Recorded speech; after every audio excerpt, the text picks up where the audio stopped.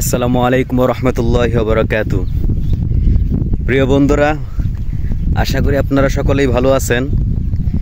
So এটা আমার first blog. আজ আপনাদেরকে আমাদের গ্রামের মনোরম দৃশ্য দেখাবো।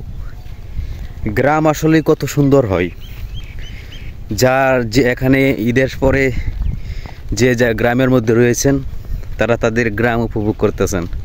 আর আমাদের গ্রামটা এমন এক জায়গার মধ্যে রয়েছে যেখান থেকে মনে করেন আপনার চতুর্দিকে খোলামেলা, মাঝখানে একটা জায়গার মধ্যে মনে করেন আমাদের গ্রামটা পড়েছে।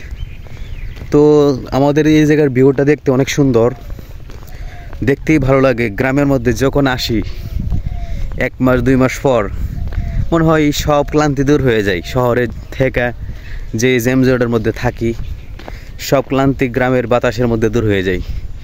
সো আজকে ভাবলাম যে আপনাদের সাথে শেয়ার করি আমাদের গ্রামের মনোরম দৃশ্যটা। তো দেখতেছেন আমার পিছনে যে ভিউটা রয়েছে সেটা আসলে আমাদের গ্রামের দৃশ্য।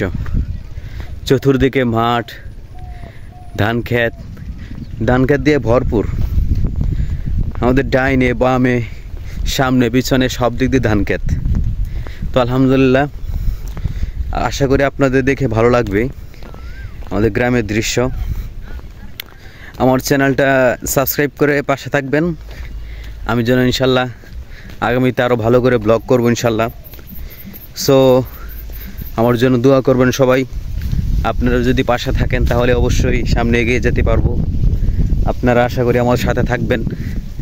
আমি একটু আপনাদেরকে দেখাবো আমাদের গ্রামের দৃশ্যটা। আমার ক্যামেরাটা এত ভালো আসছে না, যতটুকু পারতেছে দেখাইতেছি।